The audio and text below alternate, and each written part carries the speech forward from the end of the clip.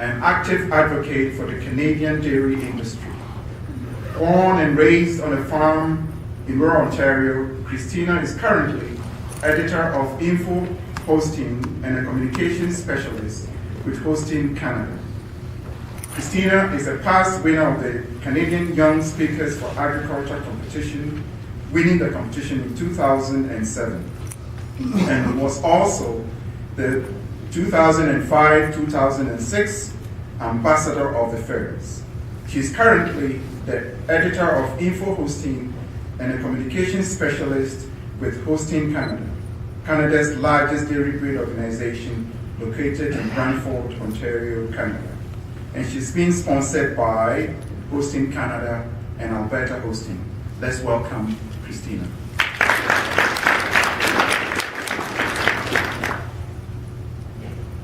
Well, thank this guy on. We're good? No. You can't now. Just tweet it. Yeah, I'll tweet it. I have it on. There we go. I am the holder of both SVs, whether you can hear me or not. Thank you very much for the introduction. It certainly is a pleasure for me to be here today.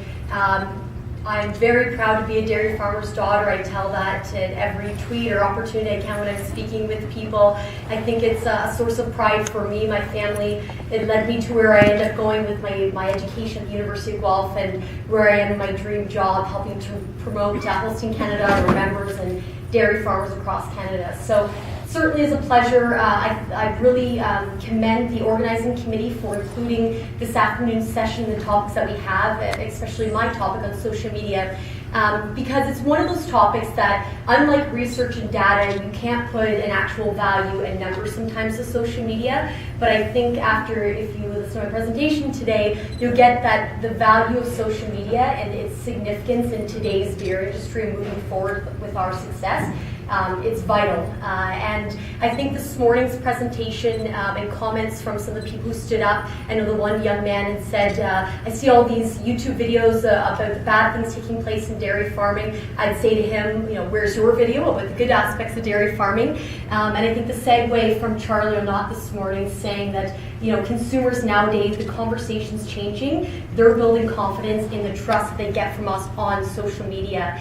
And really, at the end of the day, and I do feel very strongly about this, our dairy cow has never been better. She produces the most amount of milk she ever has. She's evolved tremendously over the last 100 years. She's never looked better. Our genetics have never been better. She's healthy. So what are we doing to help market her? She can't do any more than she's doing. Our industry, obviously, with supply management is capped, so we all have that threshold where we can't produce anymore. We're already asking her to do a great job. What are we doing as an industry to market that cow? So let's look at dairy farming under the social media microscope. And I want to say that social media, a lot of people do talk about it as the second greatest revolution since the Industrial Revolution. I think that's very, very powerful. It's really a game changer in ag. Social media is a game changer in the way that we fundamentally communicate as a society. And when you think back to the other, as we call them, game changers in agriculture, so the horse-drawn plow, to the gas-powered tractor that was invented around 1920 with Henry Ford, that significantly changed the way that we all farm now. You're able to crop more acres faster, on a larger scale, and more efficiently. If you look at the way that we milk our cows, the traditional milkmaid of having the woman underneath the cow pulling the teats with her hand, to a vacuum milk machine, which is how we farm now. Those are significant game changers, and I think 20 years from now, you're going to see a social media game change section in my presentation, because the way that we all communicate going forward, social media is going to be where it's at. As well, in the online world, social media, there's been some game changers there. So this box, this computer, I remember this when I was in elementary school learning how to type for the first time, and you didn't know whether the computer was going to take off and explode in front of you because it was so big and it was doing these crazy functions with a black screen. And now all of a sudden we have these sophisticated handheld machines. We have slick laptops. They're lighter than your purse now, and it's incredible how sophisticated even technology over 30 years has come. So you think agriculture has came a long way in 100 years. Social media and the online world is changing so quickly. If you buy a phone today and it's the best phone that you get, I'm sorry, but tomorrow there's going to be a bigger, better one out there for you. And for social media, this little guy here, I'm not sure if you would recognize him here in this state, this little baby genius turned out to be this guy, the founder of Facebook, Mark Zuckerberg, one of the world's richest billionaires and youngest billionaires, and certainly revolutionary in his thought of how we could speak to each other, and that certainly changed how we all communicate nowadays. So I want to keep two thoughts in mind as we go through my presentation today, and this really did hit me as I was at the Dairy Farmers of Canada Policy Conference a few weeks back, and the really great discussions that took place between the farmers that represent your membership and all the provinces across Canada. At the end of the day, consumers, without them, we all don't get to do what we do. And I think that's a very powerful message within itself, and it's something that resonated with me, that if they demand, we supply. It's not if we supply, they demand. So we all are now in the customer service business. I know we probably didn't think of ourselves that way, and if you signed up years back to milk cows because you didn't want to talk to people, you're probably in the wrong business now, because not having conversations with people and just talking to your cows is long gone. And secondly, the way that we communicate in modern day society, so outside of agriculture, that is creeping into our industry, and we have to start aligning ourselves that the way that the next generation wants to hear from us, that's how we have to communicate with them. So if the young generation, if they are on Twitter, you have to be on Twitter. That's where the consumers are at. They're going to be buying your product. So today we're going to talk about four facets. We're going to talk about the evolution of social media, we're going to talk about the significance, the usefulness of it all, and how you all can leave here feeling more confident in your social media abilities, and then obviously moving forward. So really it's a two-pronged approach, that for those of you on social media right now, really want to help add value to what you're doing, but for those of you who aren't on social media, I challenge you all to be on Twitter or be on Facebook after you leave here today, and I hope to see a few extra followers because of that. And I also have to mention, it's a social media presentation, hoping that there's lots of WCDS13, that's what the hashtag I've been using, to share not only my presentation, but a lot of the awesome presentations and information that's being shared here today. So I know that there's been a great presence online so far, but let's keep sharing that information for the people who can't be with us today. And it's pretty amazing to think of all the people who are out there listening to the information that we're sharing. So evolution, when I think about, and I'm going to use an example from Twitter, I was at my Young Dairy Leaders Institute program down in the States that I was selected to represent Canada for, a tremendous leadership development conference. And I will say that Americans seem to be ahead of the times in social media and how they communicate. And a few of them were talking about this thing called Twitter, and at the time I thought it was the most stupidest thing anyone could have came up with. How could you get what you want to say in 140 characters? And then why was it 140? Why wasn't it 100? Why wasn't it 200? Why was it 140? And so I thought, that is one thing I'm never going to use. I think it's not going to take on like Facebook did. And here I am now. I'm tweeting here today. If I had to give up my either Facebook or my Facebook or Twitter, I would for sure get rid of my Facebook, because I think Twitter is by far the place that you need to be, and I love it. It's a great place for networking and business purposes and information. So it's just funny how even in my own personal evolution with social media, how things have changed, and I've kind of adapted, I guess, as the times have come along. But the cool part about social media is that there's so many segments in how you can use it. You reach so many different customers. So people that you would reach on Twitter may not be on Facebook, but you can reach them in a different light as opposed to people who you meet on LinkedIn, which is more like a Facebook, but for the business professional world. So if you want to get a job, certainly head there. But all these tools of the trade, I think, are used for four facets.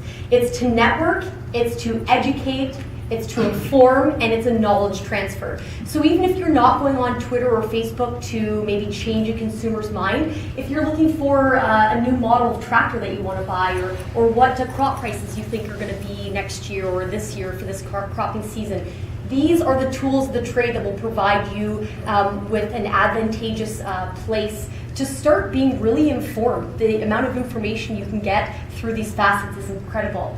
The neat part about the evolution of social media is that it is not a young person's game anymore. So if I hear anyone say, oh, I'm not getting on Twitter because I'm too old to learn, or I don't know the lingo, completely not an excuse in today's society. And actually the stats support that the fastest growing segment is the 45 to 60-year-old age bracket.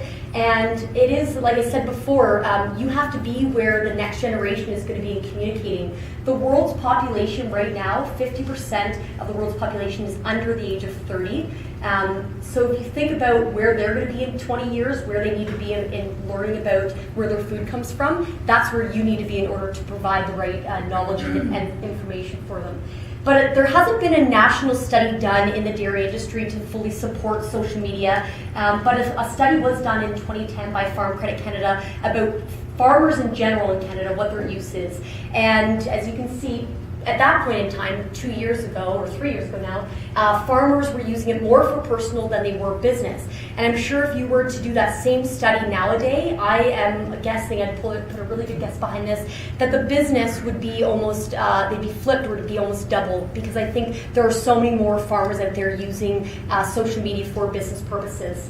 There was a study done last March. The Ontario Ministry of Agriculture, Food and Rural Affairs did a study on the use of social media and internet. 95% of the respondents were on the internet, which I thought was, I had to commend the farmers for being there on the internet.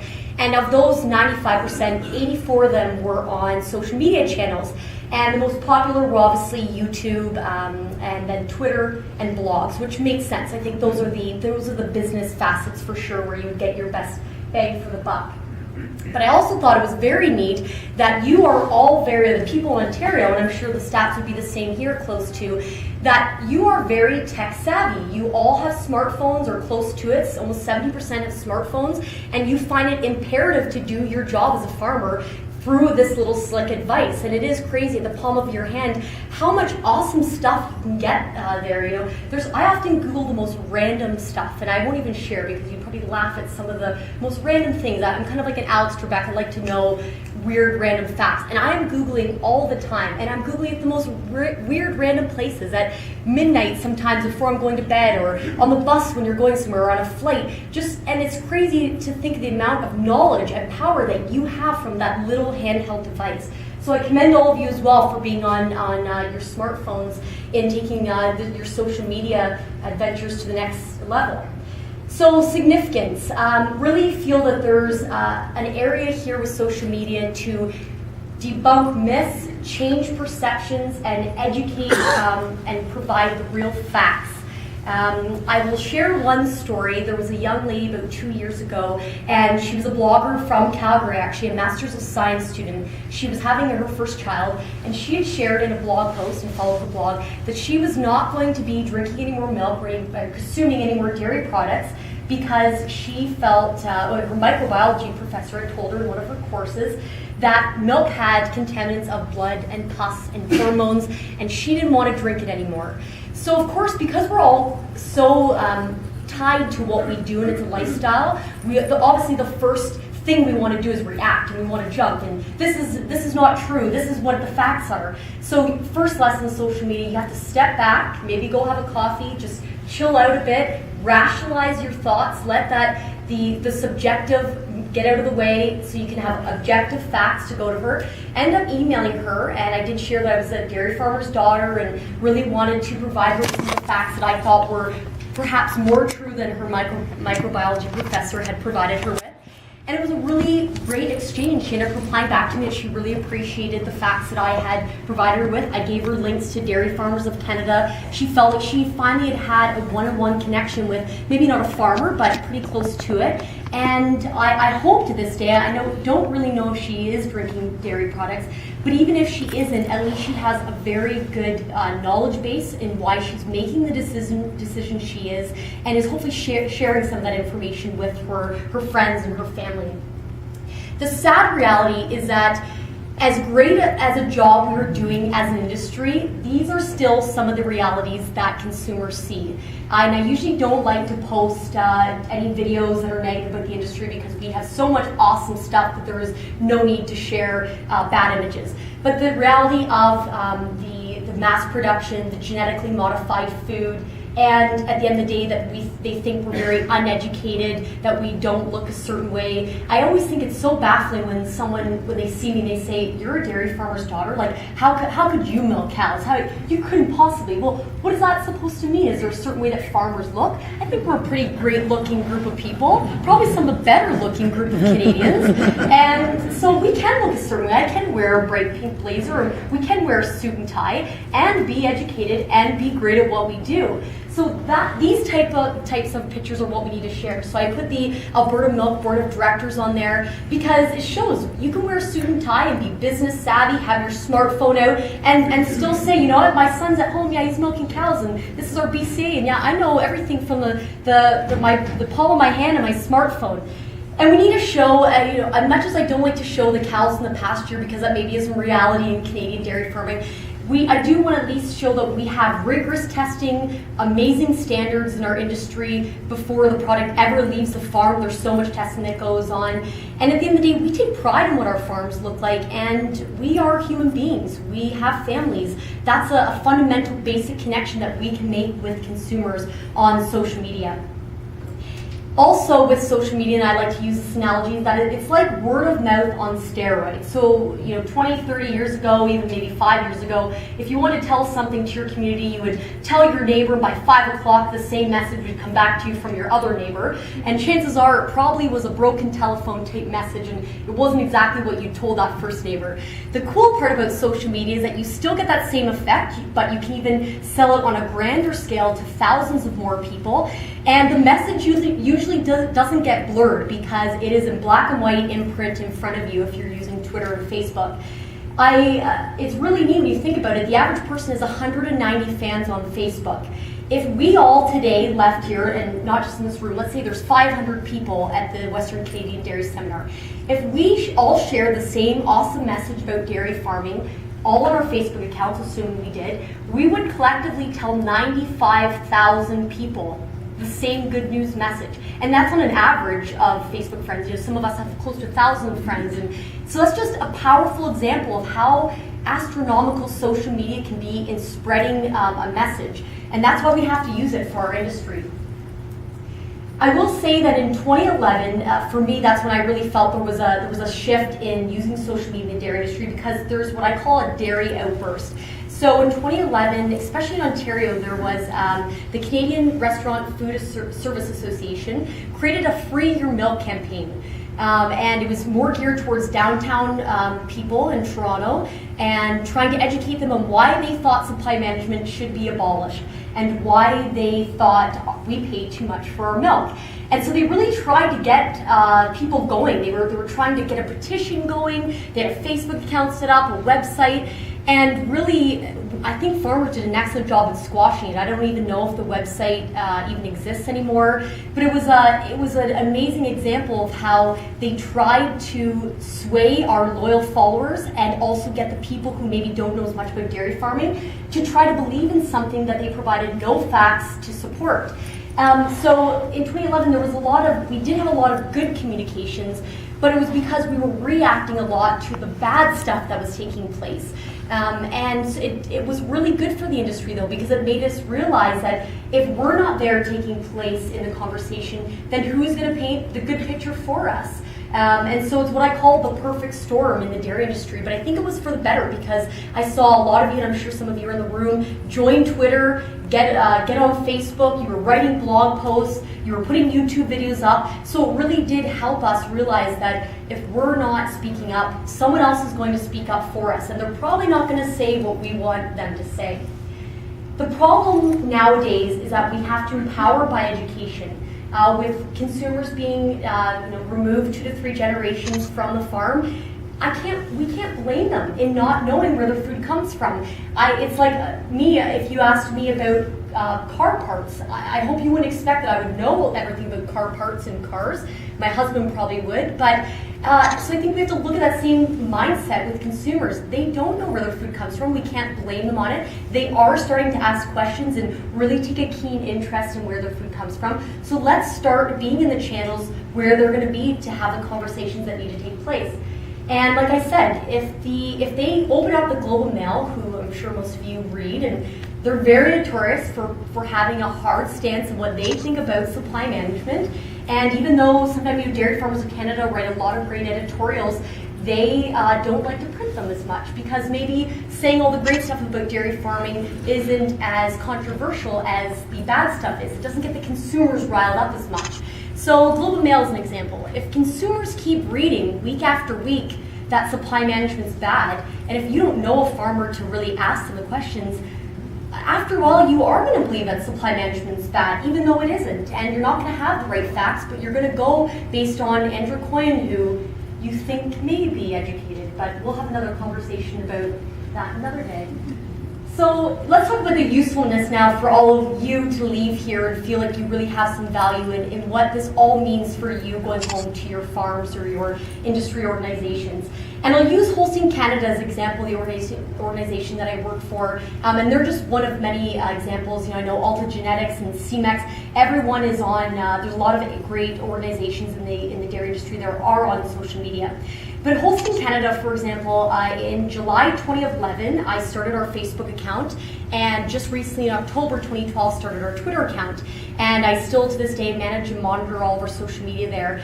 And it is incredible the amount of members that have joined our social media channels. We almost have 2,400 people on Facebook. I think the number we hit, we're close to 750 on Twitter. And these are people who want to chat.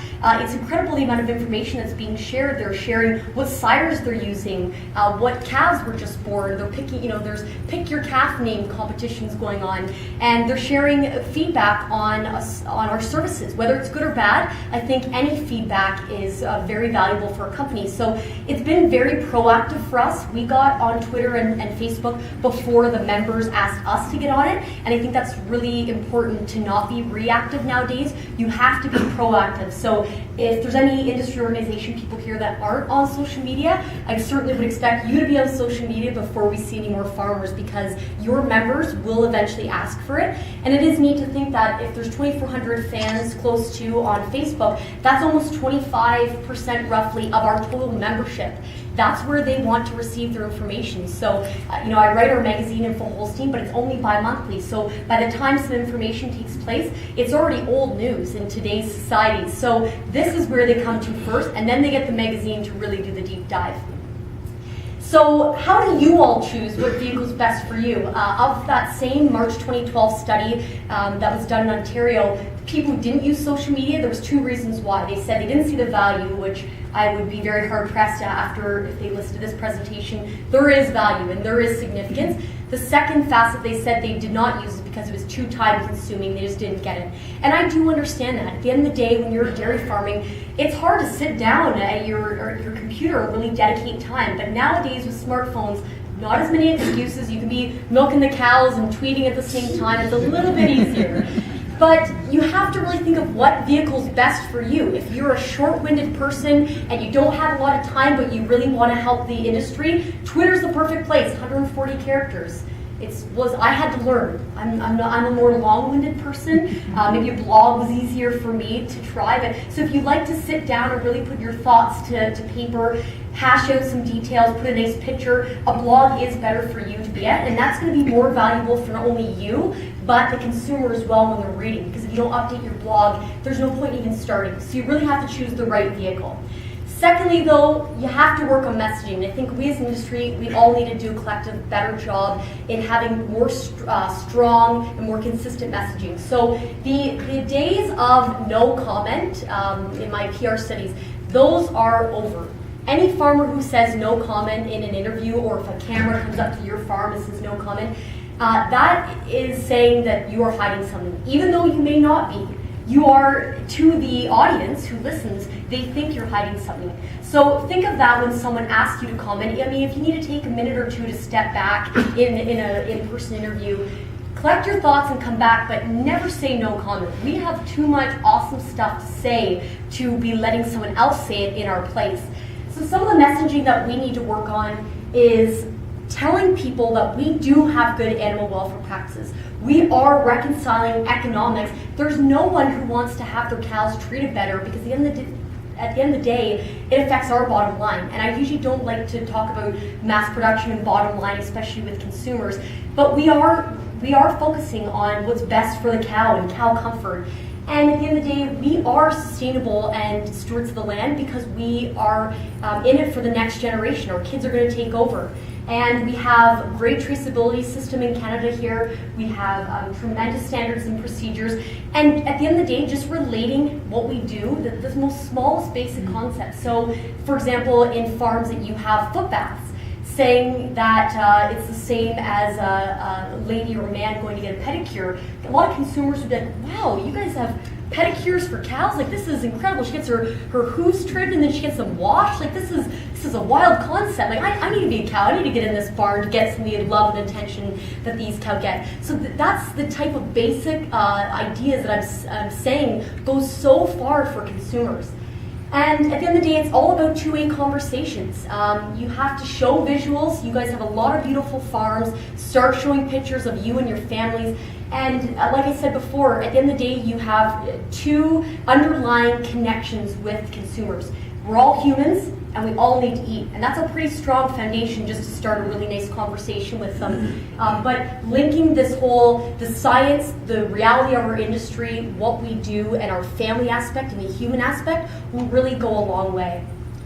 And then at the end of the day, you have to find common ground. So I often use the example that if you talk to consumers and they love hockey and you love hockey, you've already started a little love connection there that you can really build upon. This slide actually was the Center for Food Integrity. Charlie or not spoke this morning.